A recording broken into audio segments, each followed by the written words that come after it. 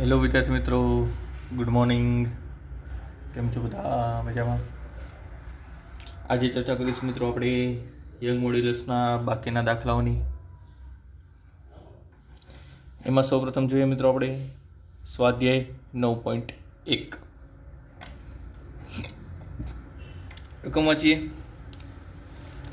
4.7 metre લંબાઈ અને 3 × 10⁻5 metre square આડછેદનું ક્ષેત્રફળ, એટલે લંબાઈ L અને આડછેદનું ક્ષેત્રફળ A આપેલું છે. ક્ષેત્રફળ ધરાવતો સ્ટીલનો તાર, એક સ્ટીલનો તાર છે મિત્રો, તથા 3.5 મીટર લંબાઈ અને 4 × 10⁻5 મીટર સ્ક્વેર આડછેદનું ક્ષેત્રફળ ધરાવતા તાંબાના તાર પર, એટલે બંને તાર આપેલા છે, સ્ટીલ અને તાંબુ. લખતા જઈએ. સ્ટીલ માટે આપણે સંજ્ઞા 1 વાપરશું, તાંબા માટે આપણે સંજ્ઞા 2 વાપરશું. ધારો કે મિત્રો સ્ટીલ, એના માટે નંબર 1 વાપરી, તાંબુ એના માટે નંબર 2 વાપરી. તો સ્ટીલ માટે લંબાઈ L1 બરાબર છે 4.7 મીટર. આના માટેની લંબાઈ L2 એ છે 3.5 મીટર. બંને આડછેદનું ક્ષેત્રફળ A1 ઇઝ ઇક્વલ ટુ છે 3 × 10⁻5 મીટર સ્ક્વેર. જ્યારે આના આડછેદનું ક્ષેત્રફળ A2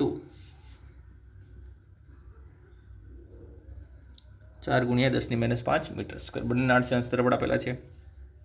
આગળ વાંચીએ તો આપેલ સમાન ભાર લટકાવતા, એટલે અહીંયા જે ભાર લટકાવવામાં આવે છે મિત્રો F1 એ પણ F ધારી લઉં છું, તો F2 ઇઝ ઇક્વલ ટુ પણ F થશે. એટલે બંને પર લટકાવવામાં આવતો વજન કેવો છે? સમાન છે.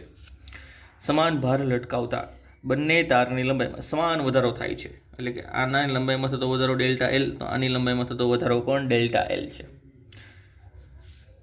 તો સ્ટીલ અને તાંબાના યંગ મોડ્યુલસનો ગુણોત્તર શોધો. ધારો કે આનો યંગ મોડ્યુલસ Y1 છે, આનો યંગ મોડ્યુલસ Y2 છે. તો આપણે જે શોધવાનું છે મિત્રો એ આના ઉપરથી અને આના ઉપરથી Y1/Y2 શોધવાનું છે.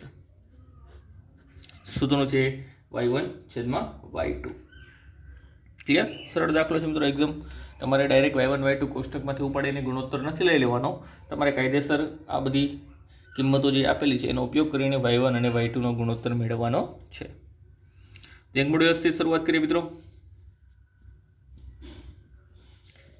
યંગ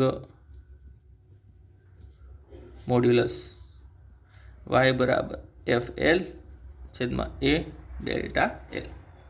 ચલો, આ સૂત્ર જનરલ છે યંગ મોડ્યુલસનું. હવે હું સ્ટીલના તાર માટે જો મારે યંગ મોડ્યુલસનું સૂત્ર વાપરવું હોય તો કઈ રીતે લખી શકાય મિત્રો? તો સ્ટીલના તાર માટે લખી શકું Y1 બરાબર F બંને માટે સમાન છે.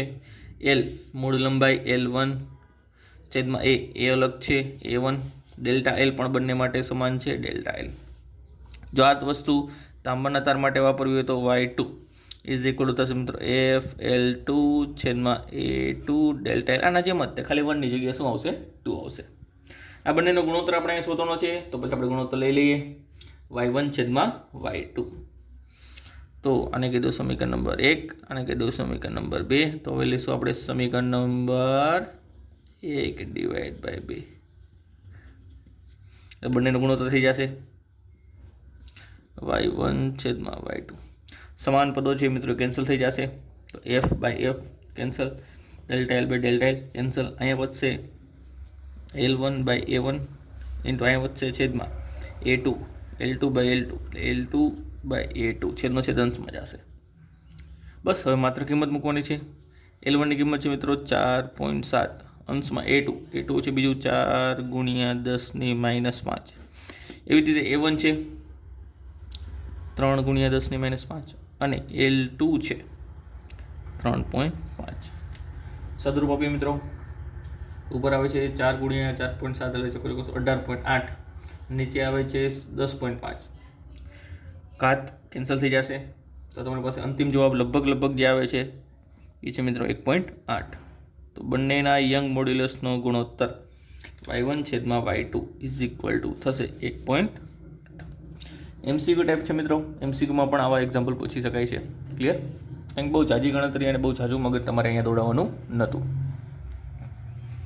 આ થઈ ચર્ચા સ્વાધ્યાય 9.1ની. ત્યારબાદ જોઈએ મિત્રો સ્વાધ્યાય 9.5.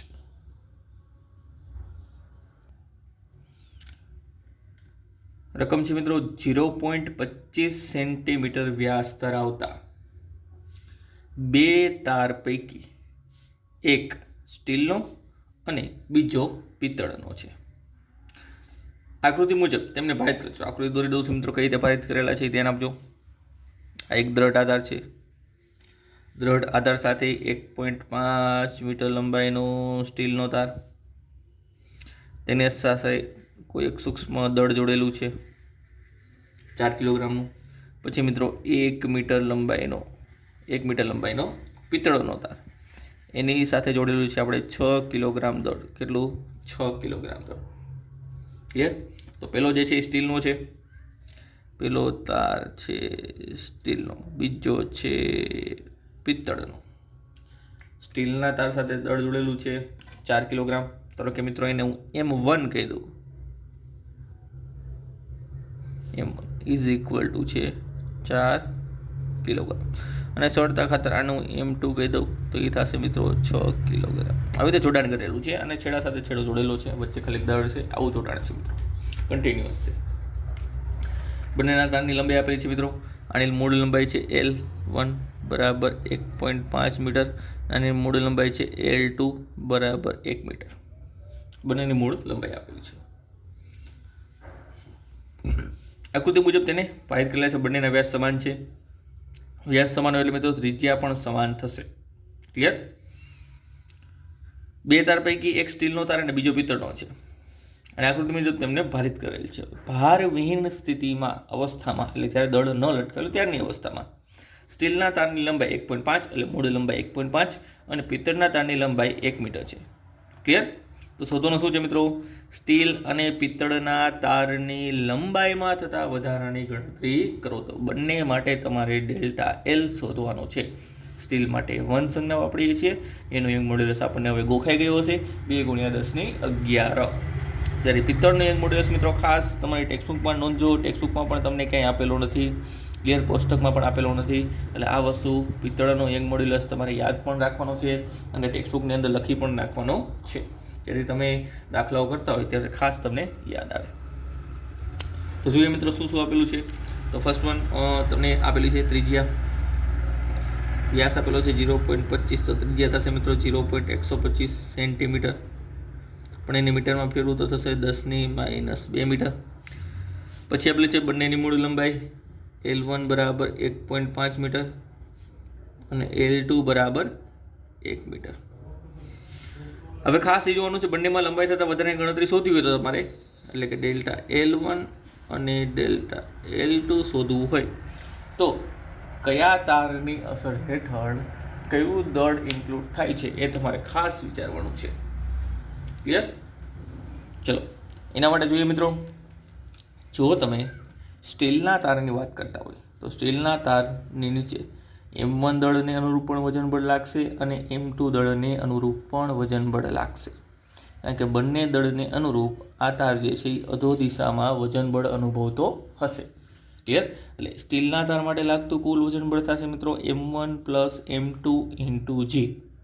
જ્યારે માત્ર જો પિત્તળના તારની ચર્ચા કરીએ તો પિત્તળના તારની નીચે તો માત્ર M2 દળ લટકાવેલું હોવાથી ત્યાં M2 દળને અનુરૂપ જ અધો દિશામાં વજન બળ ઉદ્ભવશે. એટલે કે માત્ર ત્યાં ઉદ્ભવતું વજન બળ કેટલું છે? M2G. એટલે આ વસ્તુ મિત્રો ખાસ વિચારવાની છે. ભૂલથી ઉતાવળમાં અહીંયા પણ M1G ન લઈ લેતા. અહીંયા બંનેનો સરવાળો થશે સ્ટીલના તાર માટે, ત્યારે પિત્તળના તાર માટે ખાલી M2 લાગશે. ડન?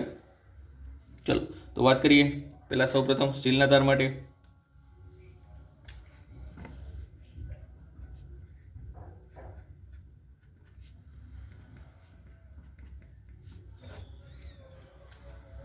યંગ મોડ્યુલસ સૂત્ર y બરાબર FL છેદમાં A ડેલ્ટા L. શું શોધવું છે આપણે? Delta L. તો ડેલ્ટા Lને કરતાં બનાવીએ તો FL છેદમાં AY. F લાગશે મિત્રો M1 + M2 × G. કેમ તો કોના માટે છે? સ્ટીલના તાર માટે છે. તો અહીં લખી દઈશું M1 + M2 × G × L છેદમાં A એટલે πr². Into y. ચલો હવે બધાની કિંમત મૂકીએ. ચલો આને ડેલ્ટા L1 આપીએ, y1 L1 delta L1 clear. અને આને F1 પણ લખી દઈએ. 1 સંજ્ઞા બધા માટે વાપરીએ. ચલો હવે ડેલ્ટા L1 થશે મિત્રો, તો ડેલ્ટા L1 બરાબર કિંમત મૂકી m1 પ્લસ m2 એટલે 10 કિલોગ્રામ ઇન્ટુ જી તમારે સરળતા કરતા લેવાનું છે 9.8. L એટલે કે L1 આવશે અહીંયા, L1 y1 L થશે મિત્રો L1 એટલે 1.5 છેદમાં પાઈ r², પાઈ એટલે 3.14 અને RU 0.125 ગુણ્યા 10⁻²² ઇન્ટુ y1. સ્ટીલ છે એટલે યંગ મોડ્યુલસ હશે 2 ગુણ્યા 10⁻11. તો થશે 2 ગુણ્યા 10⁻11.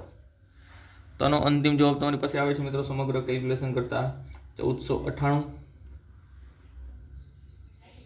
ગુણ્યા 10⁻7, જેને તમે સરળતા કરતા તમે આવું પણ લખી શકો છો 1.49, એટલે કે લગભગ 1.5 લખી દઈ. ચલો તો કાચ જે છે એ વધી જશે -4 મીટર. તો આ થયો સ્ટીલના તારની લંબાઈમાં થતો વધારો. કોની તારની લંબાઈમાં? સ્ટીલના તારની લંબાઈમાં. હવે જો વાત કરીએ પિત્તળના તાર માટે,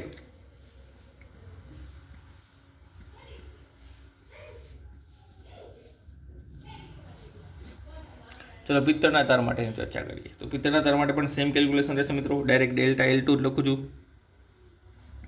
લંબાઈમાં તો વધારો ડેલ્ટા L2, F2 L2 છેદમાં A y2. F2 એટલે થાય માત્ર M2G, L2 એમના M. અહીંયા આવશે મિત્રો પાઈ r², બંનેની ત્રિજ્યા સરખી છે. અને y2 એમના એમ અત્યારે રાખું છું. હવે મૂકું છું કિંમત મિત્રો. M2ની કિંમત છે 6, G એટલે 9.8, L2 એ છે 1, પાઈ r² ફરીવાર 3.14 ગુણ્યા 0.125 ગુણ્યા 10⁻²². અને તેનો એક મોડ્યુલસ યાદ રાખવાનો છે પિત્તળનો 0.91 ગુણ્યા 10⁻11. પછી કિંમત મૂકીએ અને ફાઇનલ આન્સર આપણે શોધવાનો છે. તો અંતિમ જવાબ મિત્રો ડાયરેક્ટ લખું છું. અંતિમ જવાબ આવે છે મિત્રો 1.3 ગુણ્યા 10⁻4 મીટર. આ થયો ડેલ્ટા L2. ક્લિયર? એટલે કે પિત્તળની તારની લંબાઈમાં થતો વધારો. કોની તારની લંબાઈમાં? પિત્તળની તારની લંબાઈમાં થતો વધારો. તો જ્યારે આવા MCQની અંદર અને આવા દાખલાઓની અંદર ચર્ચા કરવાની આવે ત્યારે મિત્રો તમારે આ જે કોન્સેપ્ટ જે છે દળનો એ તમારે ભૂલવાનો નથી. ધારો કે હજી આની નીચે કોઈ ત્રીજો તાર લટકાવી દો અને ત્યાં M3 દળ લટકાવેલું હોય તો સ્ટીલ માટે ટોટલ દળ કન્સિડર કરવાનું તમારે M1 + M2 + M3. પિત્તળ માટે કન્સિડર કરવાનું રહેશે M2 + M3. અને ત્રીજો તાર હશે જે લટકાવવામાં આવેલો હશે એના માટે તમારે કન્સિડર કરવાનું રહેશે ખાલી M3. તો આ રીતે મિત્રો આવા દાખલાઓનું સોલ્યુશન તમારે કરવાનું રહેશે. ક્લિયર? ચલો ત્યારબાદ જોઈએ સ્વાધ્યાયનો 9.7મો દાખલો. રકમ જોઈએ. સૌપ્રથમ તમને કીધેલું છે કે નરમ સ્ટીલમાંથી બનાવેલા 4 પોલા અને સમાન નળાકાર વડે 50,000 કિલોગ્રામ દળવાળા મોટા સ્ટ્રક્ચરને આધાર આપવામાં આવ્યો છે. સમજો મિત્રો. તો આપણી પાસે કોઈ મોટું સ્ટ્રક્ચર છે.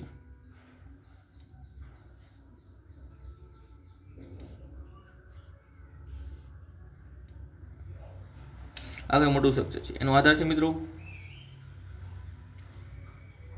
4 પોલા નળાકાર થાંભલા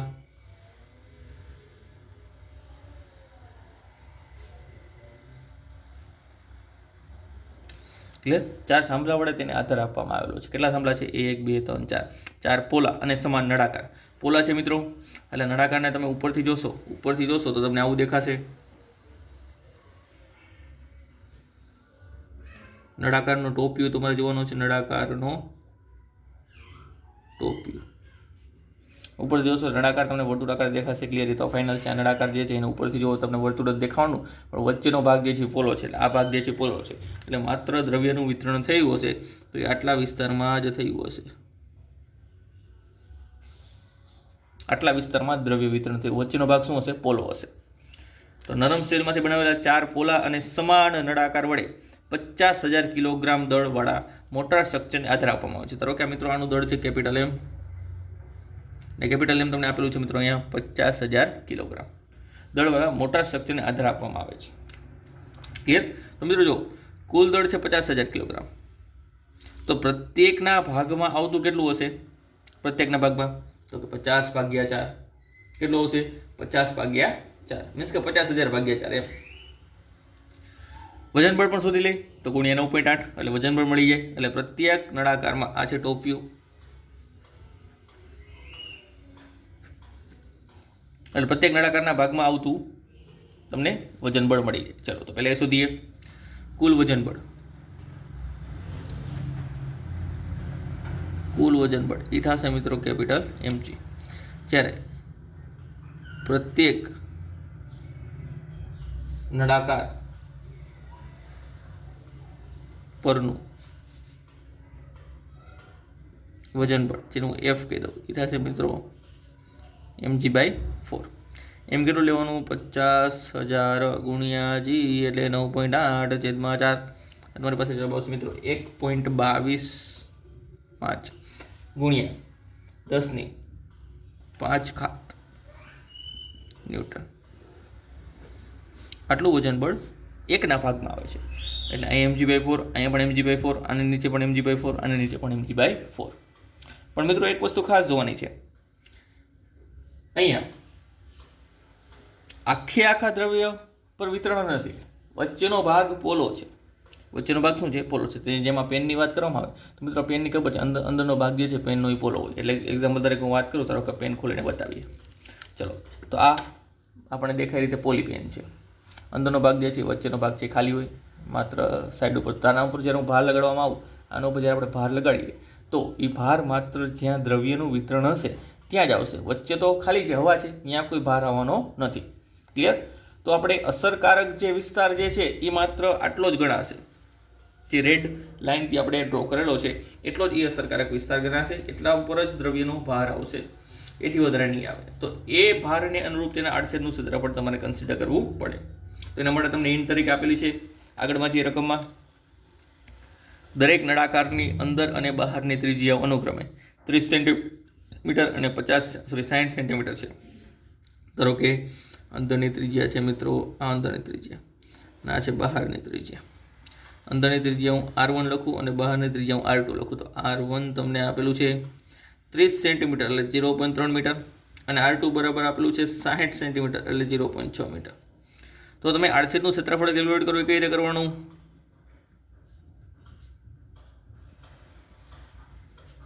ધારો કે એ લખી દઉં. આડછેદનું ક્ષેત્રફળ કઈ રીતે કેલ્ક્યુલેટ કરવાનું મિત્રો? આખાના ક્ષેત્રફળમાંથી આટલું ક્ષેત્રફળ બાદ કરી નાખો. કેમ? તો કે ભારની વહેંચણી જેટલા એરિયામાં થાય એ જ ક્ષેત્રફળ તમારે કન્સિડર કરવાનું રહેશે. તો ફરી વાર કહું છું મિત્રો, શું કરવાનું? આખાનું ક્ષેત્રફળ કેલ્ક્યુલેટ કરી લ્યો, એમાંથી આટલા ભાગનું ક્ષેત્રફળ તમારે દૂર કરવાનું રહેશે. એટલે તમને આટલો જે ભાગ છે એનું ક્ષેત્રફળ મળી જશે. તો આખા ભાગનું ક્ષેત્રફળ શું થશે? πr2² માઇનસ દૂર કરવાનું છે એટલે માઇનસ આટલા ભાગનું ક્ષેત્રફળ એટલે πr1². હવે સરળતા ખાતર પાઈ કોમન કાઢીએ, અહીંયા લખીએ r2², અહીંયા લખીએ r1². પાઈની કિંમત છે મિત્રો 3.14, r2નો સ્ક્વેર આ રહ્યો r2 એટલે 0.6નો સ્ક્વેર એટલે થશે મિત્રો 0.36 અને આ થશે મિત્રો 0.09, 3નો સ્ક્વેર 0.09. સદરૂપ આપતા તમે પાસે લગભગ જવાબ આવે છે મિત્રો 0.8478 0.8478 મીટર સ્ક્વેર. આ મળી ગયું ક્ષેત્રફળ. તો ક્ષેત્રફળ મળી ગયું. હવે આગળ વાંચીએ. ભાર વહેંચણી સમાન રીતે થાય, જો આપણે પહેલેથી કરી લીધી છે. તેમ ધરીને દરેક નળાકારમાં દાબીય વિકૃતિની ગણતરી કરો. કેની વિકૃતિની? દાબીય વિકૃતિ. સ્ટીલમાંથી બનાવેલો તાર છે એટલે યંગ મોડ્યુલસ મારે આપવાની જરૂર નથી. હવે મોઢે થઈ ગયો હોય, સ્ટીલનો સૌથી વધારે ઉપયોગ થાય છે એટલે સ્ટીલના યંગ મોડ્યુલસની કિંમત છે 2×10�11. કેટલી? 2×10�11. તો મિત્રો આપણે એનો જ ઉપયોગ કરવાનો છે, યંગ મોડ્યુલસનો જ તે. તો યાદ કરીએ યંગ મોડ્યુલસ સૂત્ર. યંગ મોડ્યુલસ y બરાબર શું છે? તો કે પ્રતિબળના છેદમાં વિકૃતિ. પ્રતિબળ એટલે થાય મિત્રો F/A, અને વિકૃતિ તો આપણે શોધવાની છે, આ દાબીય વિકૃતિ એ જ આપણે શોધવાની છે, કારણ કે અહીંયા ભાર તમે લટકાવશો એટલે આનું સમગ્ર વજનબળ જે છે મિત્રો, સમગ્ર વજનબળ એ અધો દિશામાં લાગતું હશે. અધો દિશામાં લાગતું હોય તો બધા જે પોલા નળાકાર જે છે એ દાબીય વિકૃતિ અનુભવતા હશે, દાબીય પ્રતિબળ અનુભવતા હશે. તો પ્રતિબળનું સૂત્ર લખી નાખું છું, વિકૃતિ આપણે શોધવાની છે એટલે એપ્સિલોન એમના એમ રાખીશું. તો એપ્સિલોનને કરતા બનાવો મિત્રો, એપ્સિલોન કરતા એ છેદમાં આવી જશે A × Y. ચલો એફ આપણે આપેલો છે 1.225 × 10⁵ છેદમાં ક્ષેત્રફળ તમને મળી ગયું છે 0.8478 ગુણ્યા સ્ટીલનો યંગ મોડ્યુલસ 2 × 10⁻11. ચલો કેલ્ક્યુલેટ કરીએ તો તમને જવાબ આવશે લગભગ 0.722 × 10⁻6. આ મેળી વિકૃતિ. પણ કેટલા નળાકારની? તો કે આ એક નળાકાર માટે શોધેલું છે, આ પણ એક નળાકાર માટે શોધેલું છે. જે વિકૃતિ મળવાની છે મિત્રો એક નળાકારની મળેલી છે.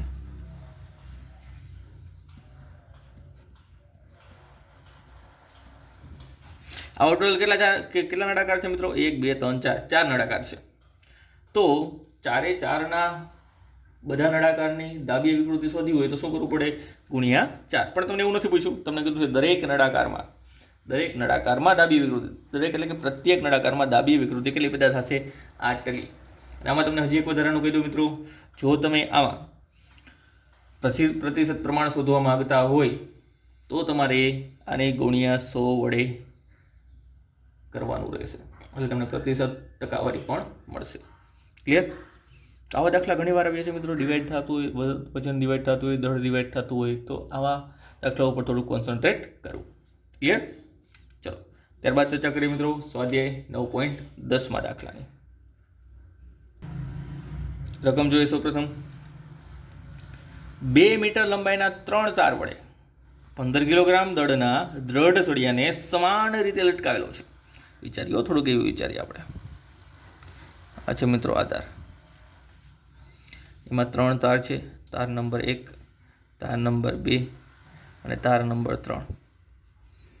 એ 3 તાર વડે આપણે 15 કિલોગ્રામ સળિયાને, આ છે 15 કિલોગ્રામનો સળિયો, એને લટકાવેલો છે. ચલો લટકાવેલો છે, આનું દળ કેટલું છે મિત્રો? 15 કિલોગ્રામ. કેટલું છે? 15 કિલોગ્રામ. એમ બરાબર 15 કિલોગ્રામ. અને પ્રત્યેક તારની લંબાઈ એ પણ નોંધી લો, પ્રત્યેક તારની લંબાઈ છે મિત્રો 2 મીટર. તો હું એને એલ વડે દર્શાવું તો એલ છે 2 મીટર. આગળ રકમ વાંચીએ. 3 પૈકી છેડાના 2 તાર તાંબાના, એટલે આ 2 છેડાના જે છે એ તાંબાનો છે, અને વચ્ચેનો તાર જે છે મિત્રો એ લોખંડનો છે. તો આને લખી દઉં. આ છે કોપરનો તાર, આ પણ કોપર એટલે કે સીયુનો તાર, અને આ છે લોખંડનો તાર એટલે કે Fe, આયન એટલે Fe નો તાર છે. જો ત્રણેય તાર સમાન તણાવ અનુભવતો, ઓબ્વિયસલી સમાન જ અનુભવશે. ક્લિયર? જો સમાન તણાવ અનુભવે તો મિત્રો એવું પણ થાય, જેટલું તણાવ આનું એટલું તણાવ આનું, એટલે આખો સળિયો એક સાથે નીચે આવતો હશે. જો એક સાથે નીચે આવતો હોય તો જેટલી લંબાઈ કોપરના તારની વધશે એટલી જ લંબાઈ આયનના તારની વધશે. એટલે લંબાઈમાં થતો વધારો આ કિસ્સામાં કેવો હશે? સમાન હશે. ક્લિયર? આ વસ્તુ ખાસ યાદ રાખજો. તો નોંધી દે મિત્રો, અહીં આપણે અનુભવાતું વજનબળ દર્શાવું છું. અનુભવાતું વજનબળ કેટલું છે? F = mg. જો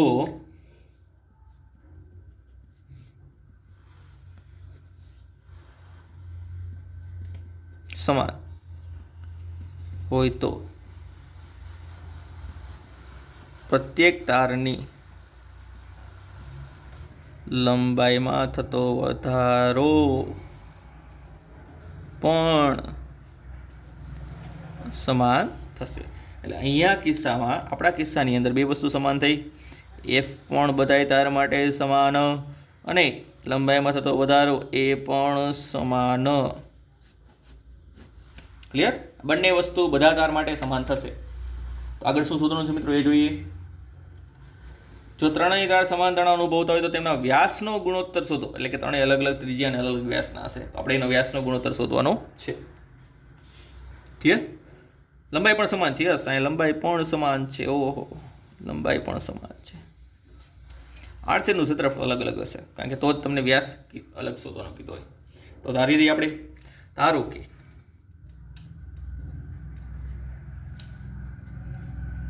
તાંબાના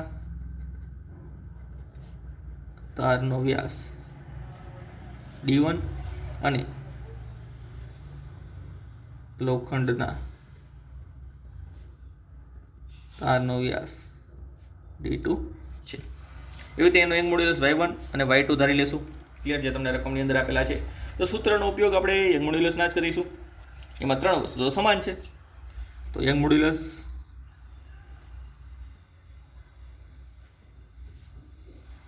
y બરાબર FL છેદમાં A ડેલ્ટા L. આ જનરલ સૂત્ર છે.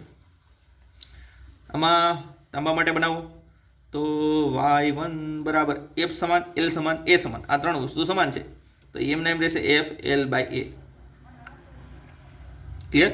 સોરી, ડેલ્ટા L સમાન છે એટલે A1 થશે અહીંયા ડેલ્ટા L. એવી રીતે અહીંયા y2 બરાબર FL ડેલ્ટા L સમાન, તો અહીંયા A2 ડેલ્ટા L. લઈ લો બેનો ગુણોત્તર લેતા એટલે y1 છેદમાં y2 ઇઝ ઇક્વલ થશે A2 છેદમાં A1. A2 એટલે શું, A1 એટલે શું? તો કે A એટલે આડછેદનું ક્ષેત્રફળ. તો આડછેદનું ક્ષેત્રફળ તમે લખી શકો પાઈ. ત્રિજ્યા નથી, વ્યાસના સંદર્ભમાં ગોતવાનું છે. એટલે ત્રિજ્યા નથી ન હોવાથી આપણે વ્યાસ ભાગ્યા 2/2. એવી રીતે અહીંયા વ્યાસ ભાગ્યા 2/2 કોના બરાબર? તો કે યંગ મોડ્યુલસ બરાબર. પાઈ કેન્સલ, બે કેન્સલ, તો ઉપર થશે D2², નીચે આવશે D1². તો ઉપર થશે D2², નીચે આવશે D1² ઇઝ ઇક્વલ ટુ મિત્રો યંગ મોડ્યુલસ y1 છેદમાં y2. ચલો, ઉપર કોણ નીચે કોણ રાખો મિત્રો, ધ્યાન રાખવાનું. તો કે પહેલા કયો તાર છે? તો કે કોપર.